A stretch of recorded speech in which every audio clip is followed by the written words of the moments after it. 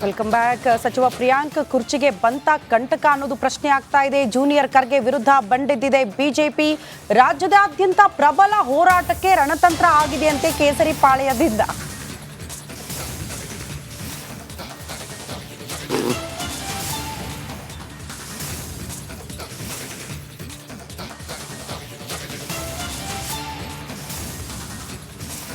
ನೋಡಿ, ಪ್ರಿಯಾಂಕ್ ಖರ್ಗೆ ಅವರ ಆಪ್ತರ ಮೇಲೆ ಗಂಭೀರ ಆರೋಪ ಬಂದಿದೆ. ಗುತ್ತಿಗೆದಾರ ಸಾವಿಗೀಡಾದಾಗ ಡೆತ್ ನೋಟ್ ಅಲ್ಲಿ ಆ ಅಂಶವನ್ನ ಉಲ್ಲೇಖ ಮಾಡಿದ್ದಾರೆ, ಹೆಸರುಗಳನ್ನ ಉಲ್ಲೇಖ ಮಾಡಿದ್ದಾರೆ, ಲಂಚಕ್ಕೆ ಬೇಡಿಕೆ ಇಟ್ಟಿದ್ದಾರೆ. ಹಾಗಾಗಿ ನಾನು ಸಾವಿಗೀಡಾಗ್ತಿದ್ದೀನಿ ಅಂದ್ರೆ ಆತ್ಮಹತ್ಯೆಗೆ ಶರಣಾಗ್ತಿದ್ದೀನಿ ಅನ್ನೋದನ್ನ ಬಹಳ ಸ್ಪಷ್ಟವಾಗಿ ಹೇಳಿದ್ರು. ನಿನ್ನೆ ತನಕ ಪ್ರಶ್ನೆ ಇದ್ದಿದ್ದು ಬಿಜೆಪಿ ಯಾಕೆ ಇದನ್ನ ಪ್ರಬಲವಾಗಿ ತೆಗೆದುಕೊಳ್ತಾ ಇಲ್ಲ ಅಂತ. ಬಟ್ ಈಗ ಹೋರಾಟ ಮಾಡ್ತೀವಿ ಅಂತ ಬಿಜೆಪಿ ನಾಯಕರು ನಿರ್ಧಾರ ಮಾಡಿದ್ದಾರೆ. ಅದೆಷ್ಟರ ಮಟ್ಟಿಗೆ ಹೋರಾಟ ಸಕ್ಸಸ್ ಆಗುತ್ತೆ ಅನ್ನೋದನ್ನ ಕಾದ್ ನೋಡ್ಬೇಕು. ಎಲ್ಲಿ ತನಕ ಪ್ರಿಯಾಂಕ್ ಖರ್ಗೆ ರಾಜೀನಾಮೆ ಕೊಡ್ಲೇಬೇಕು ಅಂತ ಹೇಳಿ ಬಿಜೆಪಿ ಅವರು ಇದೀಗ ಬಿಗಿಪಟ್ಟನ್ನ ಹಿಡಿದಿದ್ದಾರೆ. ಈಗ ವಾಲ್ಮೀಕಿ ನಿಗಮದ ಆರೋಪ ಬಂತು, ಆಗ ಡೈರೆಕ್ಟ್ ಆಗಿ ಹೆಸರು ಬರ್ದಿರ್ಲಿಲ್ಲ ನಾಗೇಂದ್ರ ಅವ್ರದ್ದು, ಮೌಖಿಕ ಆದೇಶ ಅಂತ ಮಾತ್ರ ಇತ್ತು. ಬಟ್ ಮುಂದಿನ ಹಂತದಲ್ಲಿ ಏನಾಯ್ತು ನಾವು ಗಮನಿಸಿದ್ವಿ. ನಾಗೇಂದ್ರ ಅವರು ಕೇವಲ ರಾಜೀನಾಮೆ ಕೊಟ್ಟಿದ್ ಮಾತ್ರ ಅಲ್ಲ, ಜೈಲು ಪಾಲಾಗಿದ್ದನ್ನ ಕೂಡ ನಾವು ಗಮನಿಸಿದ್ವಿ. ಕೂಡ ಹಗರಣ, ಮುಖ್ಯಮಂತ್ರಿಗಳು ರಾಜೀನಾಮೆ ಕೊಡಬೇಕು ಅಂತ ಕೂಡ ಬಿಗಿಪಟ್ಟು ಹಿಡಿದಿದ್ದಾರೆ. ಇದೀಗ ಪ್ರಿಯಾಂಕ್ ಖರ್ಗೆ ಅವರ ಹೆಸರು ಉಲ್ಲೇಖ ಆಗಿದೆ. ಪ್ರಿಯಾಂಕ್ ಖರ್ಗೆ ಅವರನ್ನ ನೇರವಾಗಿ ಭೇಟಿ ಆಗಿದ್ದ 5-6 ಸಲ ಅಂತ ಹೇಳಿ ಸಚಿನ್ ಆತ್ಮಹತ್ಯೆ ಪತ್ರದಲ್ಲಿ ಬರೆದಿಟ್ಟಿದ್ದಾರೆ. ಹೀಗಾಗಿ ಮಂತ್ರಿ ಸ್ಥಾನಕ್ಕೆ ರಾಜೀನಾಮೆ ನೀಡಲೇಬೇಕು, ಅಲ್ಲಿವರೆಗೂ ನಾವು ಹೋರಾಟ ಕೈ ಬಿಡೋದಿಲ್ಲ ಅಂತ ಹೇಳಿ ರಿಪಬ್ಲಿಕ್ ಕನ್ನಡಕ್ಕೆ MLC ರವಿಕುಮಾರ್ ಹೇಳಿಕೆ ನೀಡ್ತಿದ್ದಾರೆ. ಬಟ್ ಬಿಜೆಪಿ ಆ ಹೋರಾಟ ಕೇವಲ ಹೇಳಿಕೆ, ಪೋಸ್ಟರ್, ಘೋಷಣೆಗಳಿಗೆ ಮಾತ್ರ ಸೀಮಿತವಾಗ್ತಿದೆಯಾ ಅನ್ನೋ ಅನುಮಾನ ಕೂಡ ಇದ್ದೇ ಇದೆ. ವಿರೋಧ ಪಕ್ಷದ ಒಬ್ರು ಇಬ್ರು ಹೋರಾಟ ಮಾಡ್ತೀವಿ ಅಂತ, ಬಟ್ ಇವರಲ್ಲೇ ಒಗ್ಗಟ್ಟಿಲ್ಲ. ಮಾತನಾಡಿದ್ದಾರೆ ಕೂಡ MLC ರವಿಕುಮಾರ್ ಅವರು, ಕೇಳಿಸ್ಕೊಳ್ಳಿ. ಗುತ್ತಿಗೆದಾರ ಸಚಿನ್ ಆತ್ಮಹತ್ಯೆ ಪ್ರಕರಣವನ್ನು ರಾಜ್ಯ ಬಿಜೆಪಿ ಗಂಭೀರವಾಗಿ ತೆಗೆದುಕೊಂಡಿದೆ. ಇದೆಲ್ಲದರ ಕುರಿತಂತೆ ಮಾತನಾಡೋದಕ್ಕೆ ನಮ್ಮ ಜೊತೆಗೆ ಬಿಜೆಪಿಯ MLC ರವಿಕುಮಾರ್ ಅವರಿದ್ದಾರೆ. ಅವರನ್ನೇ ಮಾತಾಡಿಸ್ತಾ ಹೋಗ್ತಾನೆ. ಇವತ್ತು ರಾಜು ಕಪ್ನೂರ್ ಎಂತಕ್ಕಂಥವನು ನಿಮ್ಮ ಹೆಸರು ಹೇಳ್ಕೊಂಡು ಲಂಚ ರುಷುವತ್ತನ್ನು ತೆಗೆದುಕೊಳ್ತಿರಲಿಲ್ಲ. 10 ಲಕ್ಷ ರೂಪಾಯಿ ನೆಟ್ ಕ್ಯಾಶನ್ನು ತೆಗೆದುಕೊಂಡಿದ್ದಾರೆ. ಅವ್ರ ಹೆಂಡತಿ ಹೆಸರಿಗೆ SB ಅಕೌಂಟ್ಗೆ 5 ಲಕ್ಷ ರೂಪಾಯಿ ವರ್ಗಾವಣೆ ಮಾಡಿದ್ದೀನಿ ಅಂತ ಲೆಟರ್ನಲ್ಲಿ ನೇರವಾಗಿ ಬರೆದಿಯಾನೆ. ಆದ್ದರಿಂದ ನಾನು ಪ್ರಿಯಾಂಕ ಖರ್ಗೆ ಅವ್ರಿಗೆ ಹೇಳೋದಕ್ಕೆ ಬಯಸ್ತೇನೆ, ನೀವು ಟೆಂಡರ್ನು ಕೂಡ ಕೊಡ್ಸೋಕ್ಕಾಗಿಲ್ಲ, ದುಡ್ಡನ್ನು ವಾಪಸ್ ಕೊಡ್ಸೋಕ್ಕಾಗಿಲ್ಲ. ಈ ಎಲ್ಲ ಹಿನ್ನೆಲೆಯಲ್ಲಿ ನೇರವಾಗಿ ನಾನು ಆಗ್ರಹಪಡಿಸ್ತೇನೆ, ನೀವು ರಾಜೀನಾಮೆಯನ್ನು ಕೊಡಬೇಕು.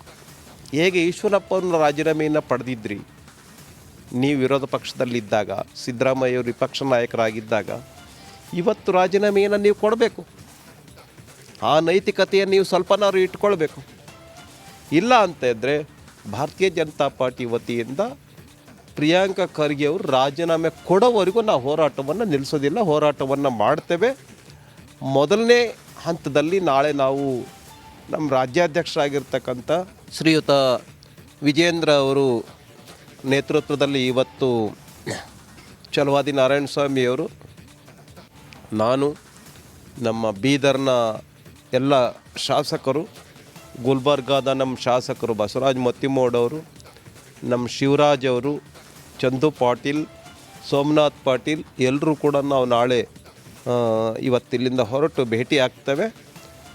ಅವ್ರ ಮನೆಗೆ ಭೇಟಿ ಮಾಡಿ ಸಾಂತ್ವನವನ್ನು ಹೇಳಿ, ಸಚಿನ್ ಪಾಂಚಾಳ್ ಅವ್ರ ಮನೆಗೆ ಭೇಟಿ ಮಾಡಿ ಸಾಂತ್ವನವನ್ನು ಹೇಳಿ ನಾವು ನ್ಯಾಯ ಕೊಡಿಸುವ ರೀತಿಯಲ್ಲಿ ಹೋರಾಟವನ್ನು ಮಾಡ್ತೇವೆ ಅಂತಕ್ಕಂಥ ಒಂದು ಭರವಸೆಯನ್ನು ಅವರಿಗೆ ಕೊಡ್ತೇವೆ.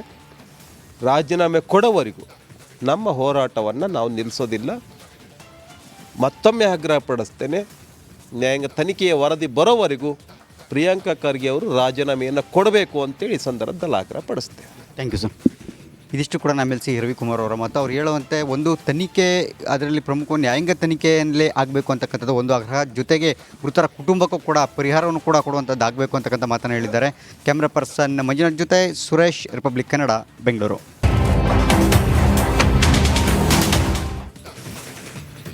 Welcome back. ಸಚಿವ ಪ್ರಿಯಾಂಕ್ ಕುರ್ಚಿಗೆ ಬಂತ ಕಂಟಕ ಅನ್ನೋದು ಪ್ರಶ್ನೆ ಆಗ್ತಾ ಇದೆ. ಜೂನಿಯರ್ ಖರ್ಗೆ ವಿರುದ್ಧ ಬಂಡೆದ್ದಿದೆ ಬಿಜೆಪಿ. ರಾಜ್ಯದಾದ್ಯಂತ ಪ್ರಬಲ ಹೋರಾಟಕ್ಕೆ ರಣತಂತ್ರ ಆಗಿದೆಯಂತೆ ಕೇಸರಿ ಪಾಳೆಯದಿಂದ.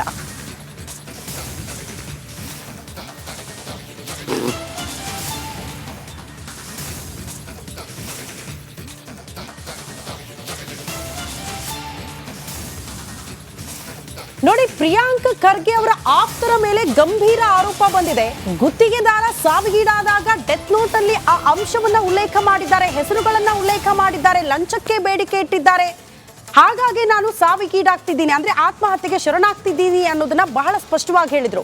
ನಿನ್ನೆ ತನಕ ಪ್ರಶ್ನೆ ಇದ್ದಿದ್ದು ಬಿಜೆಪಿ ಯಾಕೆ ಇದನ್ನ ಪ್ರಬಲವಾಗಿ ತೆಗೆದುಕೊಳ್ತಾ ಇಲ್ಲ ಅಂತ. ಬಟ್ ಈಗ ಹೋರಾಟ ಮಾಡ್ತೀವಿ ಅಂತ ಬಿಜೆಪಿ ನಾಯಕರು ನಿರ್ಧಾರ ಮಾಡಿದ್ದಾರೆ. ಅದೆಷ್ಟರ ಮಟ್ಟಿಗೆ ಹೋರಾಟ ಸಕ್ಸಸ್ ಆಗುತ್ತೆ ಅನ್ನೋದನ್ನ ಕಾದ್ ನೋಡ್ಬೇಕು. ಎಲ್ಲಿ ತನಕ ಅಂದ್ರೆ ಪ್ರಿಯಾಂಕ್ ಖರ್ಗೆ ರಾಜೀನಾಮೆ ಕೊಡ್ಲೇಬೇಕು ಅಂತ ಹೇಳಿ ಬಿಜೆಪಿ ಅವರು ಇದೀಗ ಬಿಗಿಪಟ್ಟನ್ನ ಹಿಡಿದಿದ್ದಾರೆ.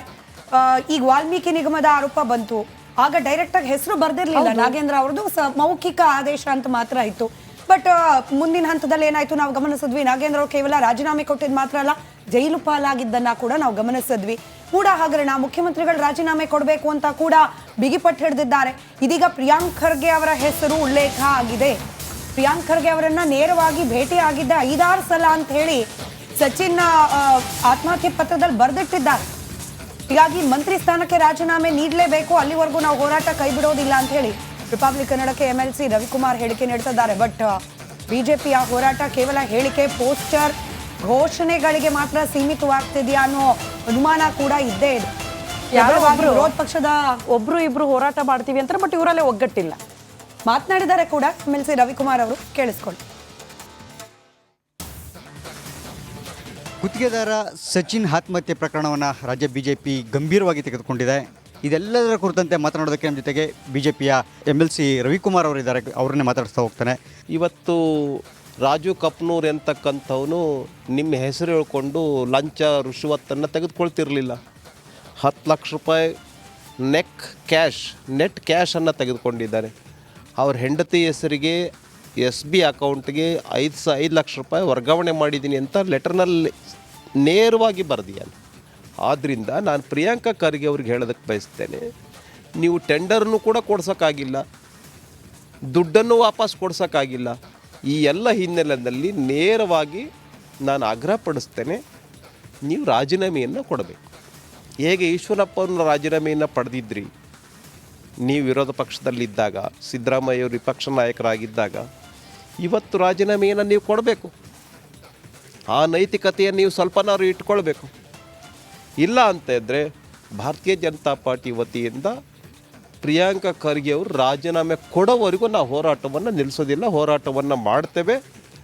ಮೊದಲನೇ ಹಂತದಲ್ಲಿ ನಾಳೆ ನಾವು ನಮ್ಮ ರಾಜ್ಯಾಧ್ಯಕ್ಷರಾಗಿರ್ತಕ್ಕಂಥ ಶ್ರೀಯುತ ವಿಜೇಂದ್ರ ಅವರು ನೇತೃತ್ವದಲ್ಲಿ ಇವತ್ತು ಛಲವಾದಿ ನಾರಾಯಣ ಸ್ವಾಮಿಯವರು, ನಾನು, ನಮ್ಮ ಬೀದರ್ನ ಎಲ್ಲ ಶಾಸಕರು, ಗುಲ್ಬರ್ಗಾದ ನಮ್ಮ ಶಾಸಕರು ಬಸವರಾಜ್ ಮತ್ತಿಮೋಡವರು, ನಮ್ಮ ಶಿವರಾಜ್ ಅವರು, ಚಂದು ಪಾಟೀಲ್, ಸೋಮನಾಥ್ ಪಾಟೀಲ್ ಎಲ್ಲರೂ ಕೂಡ ನಾವು ನಾಳೆ ಇವತ್ತಿಲ್ಲಿಂದ ಹೊರಟು ಭೇಟಿ ಆಗ್ತೇವೆ.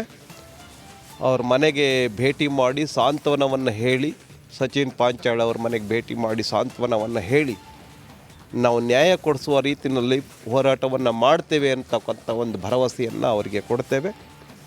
ರಾಜೀನಾಮೆ ಕೊಡೋವರೆಗೂ ನಮ್ಮ ಹೋರಾಟವನ್ನು ನಾವು ನಿಲ್ಲಿಸೋದಿಲ್ಲ. ಮತ್ತೊಮ್ಮೆ ಆಗ್ರಹಪಡಿಸ್ತೇನೆ, ನ್ಯಾಯಾಂಗ ತನಿಖೆಯ ವರದಿ ಬರೋವರೆಗೂ ಪ್ರಿಯಾಂಕ ಖರ್ಗೆ ಅವರು ರಾಜೀನಾಮೆಯನ್ನು ಕೊಡಬೇಕು ಅಂತೇಳಿ ಈ ಸಂದರ್ಭದಲ್ಲಿ ಆಗ್ರಹಪಡಿಸ್ತೇವೆ. Thank you sir. ಇದಿಷ್ಟು ಕೂಡ ನಮ್ಮ MLC ರವಿಕುಮಾರ್ ಅವರ ಮತ್ತು ಅವ್ರು ಹೇಳುವಂತೆ ಒಂದು ತನಿಖೆ, ಅದರಲ್ಲಿ ಪ್ರಮುಖ ನ್ಯಾಯಾಂಗ ತನಿಖೆಯಲ್ಲೇ ಆಗಬೇಕು ಅಂತಕ್ಕಂಥದ್ದು ಒಂದು ಆಗ್ರಹ, ಜೊತೆಗೆ ಮೃತರ ಕುಟುಂಬಕ್ಕೂ ಕೂಡ ಪರಿಹಾರವನ್ನು ಕೂಡ ಕೊಡುವಂಥದ್ದು ಆಗಬೇಕು ಅಂತಕ್ಕಂಥ ಮಾತನ್ನು ಹೇಳಿದ್ದಾರೆ. ಕ್ಯಾಮ್ರಾ ಪರ್ಸನ್ ಮಂಜುನಾಥ್ ಜೊತೆ ಸುರೇಶ್, ರಿಪಬ್ಲಿಕ್ ಕನ್ನಡ, ಬೆಂಗಳೂರು.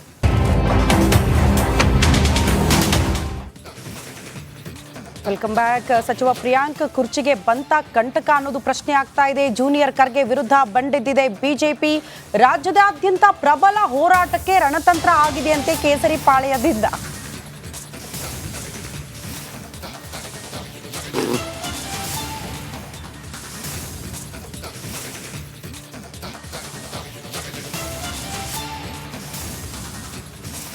ನೋಡಿ, ಪ್ರಿಯಾಂಕ್ ಖರ್ಗೆ ಅವರ ಆಪ್ತರ ಮೇಲೆ ಗಂಭೀರ ಆರೋಪ ಬಂದಿದೆ.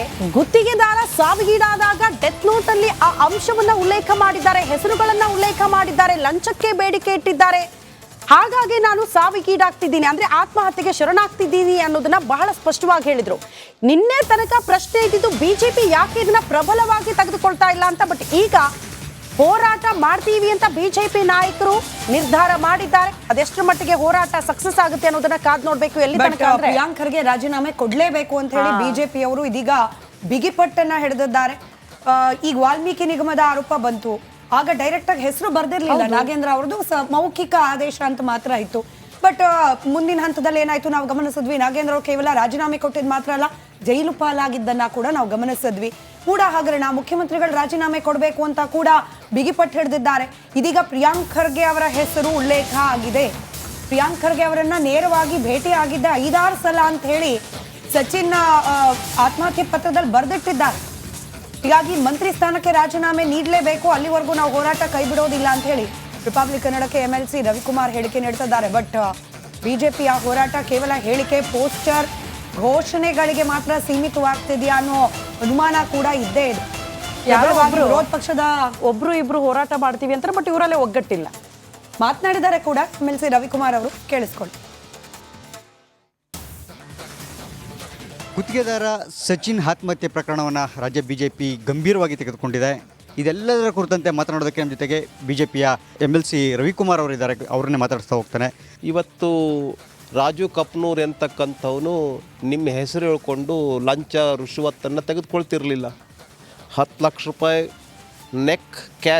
ನೆಟ್ ಕ್ಯಾಶನ್ನು ತೆಗೆದುಕೊಂಡಿದ್ದಾರೆ. ಅವ್ರ ಹೆಂಡತಿ ಹೆಸರಿಗೆ SB ಅಕೌಂಟ್ಗೆ 5 ಲಕ್ಷ ರೂಪಾಯಿ ವರ್ಗಾವಣೆ ಮಾಡಿದ್ದೀನಿ ಅಂತ ಲೆಟರ್ನಲ್ಲಿ ನೇರವಾಗಿ ಬರೆದಿಯಾನೆ. ಆದ್ದರಿಂದ ನಾನು ಪ್ರಿಯಾಂಕಾ ಖರ್ಗೆ ಅವ್ರಿಗೆ ಹೇಳೋದಕ್ಕೆ ಬಯಸ್ತೇನೆ, ನೀವು ಟೆಂಡರ್ನು ಕೂಡ ಕೊಡ್ಸೋಕ್ಕಾಗಿಲ್ಲ, ದುಡ್ಡನ್ನು ವಾಪಸ್ ಕೊಡ್ಸೋಕ್ಕಾಗಿಲ್ಲ. ಈ ಎಲ್ಲ ಹಿನ್ನೆಲೆಯಲ್ಲಿ ನೇರವಾಗಿ ನಾನು ಆಗ್ರಹಪಡಿಸ್ತೇನೆ, ನೀವು ರಾಜೀನಾಮೆಯನ್ನು ಕೊಡಬೇಕು. ಹೇಗೆ ಈಶ್ವರಪ್ಪನ ರಾಜೀನಾಮೆಯನ್ನು ಪಡೆದಿದ್ರಿ ನೀವು ವಿರೋಧ ಪಕ್ಷದಲ್ಲಿದ್ದಾಗ, ಸಿದ್ದರಾಮಯ್ಯವರು ವಿಪಕ್ಷ ನಾಯಕರಾಗಿದ್ದಾಗ, ಇವತ್ತು ರಾಜೀನಾಮೆಯನ್ನು ನೀವು ಕೊಡಬೇಕು. ಆ ನೈತಿಕತೆಯನ್ನು ನೀವು ಸ್ವಲ್ಪನಾದ್ರು ಇಟ್ಕೊಳ್ಬೇಕು. ಇಲ್ಲ ಅಂತ ಇದ್ದರೆ ಭಾರತೀಯ ಜನತಾ ಪಾರ್ಟಿ ವತಿಯಿಂದ ಪ್ರಿಯಾಂಕಾ ಖರ್ಗೆ ಅವರು ರಾಜೀನಾಮೆ ಕೊಡೋವರೆಗೂ ನಾವು ಹೋರಾಟವನ್ನು ನಿಲ್ಲಿಸೋದಿಲ್ಲ, ಹೋರಾಟವನ್ನು ಮಾಡ್ತೇವೆ.